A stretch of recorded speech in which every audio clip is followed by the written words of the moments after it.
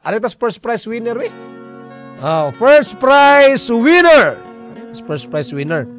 Congratulations, no? Ngadto kang Angel M. Lozano, taga Barangay Tanawan, Sitio Kangkuay, Uslob, Cebu. Siya mo'y nakakuha sa first prize nga 3,000 pesos ihatag sa mga kabubuton sa RSB Life Care Marketing Incorporated. Ang title siyang balak daw mga damgo ang tanan, human gipasaligan. Ato ning hatagan og kinabuhi. Aing mga takna na usab ning oras sa kahapon.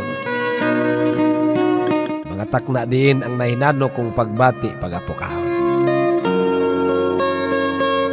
Pagpukaw nga wala dito wala dinhi sa kasakit o kalipay ako na usab pahilakon. Kay manumbalik ning hunahuna ang sakit kong kagahapon. Gusto ko na untang ilubong sa hilom apan mando ning kasing-kasing kinanglan magpabilin aron aduna pa ako'y mahandom. Bisag sakit hunahunaon andam kong sagukumon kay mo'y kapalaran nga akong nangkon.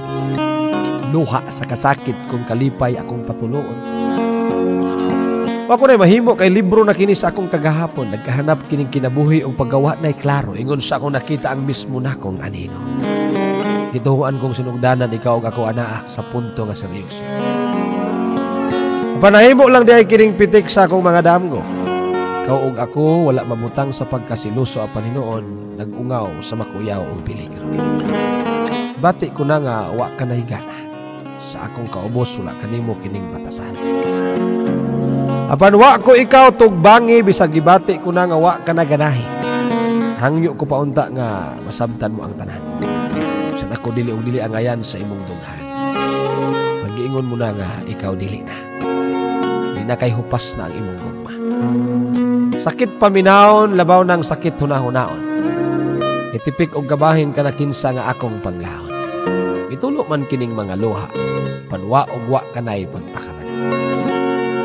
Abi ko ba og daw sama sa usa ka bililhong mga butang. Dili og dili mo'y kabaylo sa usa ka nilalang. Sudong ko na lamang ang binuhat nga bidawat sa kalipayan. Samtang nagpahipi kining uyamot nga mibati sa kahuyang. Sa diha na nga imo akong gisaysayan. Igo ko na lamang mitutok samtang nangambak kay mga luha agi ning kaapingan. Di ko na kaya nga magdugay pa ako sa imong atubangan. Isayod ako nga ako ang tanang kasaypanan. Gani, di ka naangay maminaw sa akong mga rason. Iya ka nako ang kakulang taliwala sa atong relasyon. Isag-ingnon ko pa ikaw nga kaluy-an na apan di mo na mabalik ang kaniinit mong pagigugma. Panagtuyok ang panahon. Kining tanan pwede pang baguhon. Bisan kasing-kasing mo man karon way bisan jutay kalumok. Ani akining dughan nagpabilin ang gugma kanimo. Angel Lozano, Barangay Tanawan, Sitio Kangkuay, Uslob, Cebu, daw mga damgo ang tanan, human gipasaligan. Morning entry sa balak writing contest sa tudling sa mga garay. First prize din. Morning ang nakakuha sa first prize nga 3,000 pesos mga pinalanggang tig paminaw.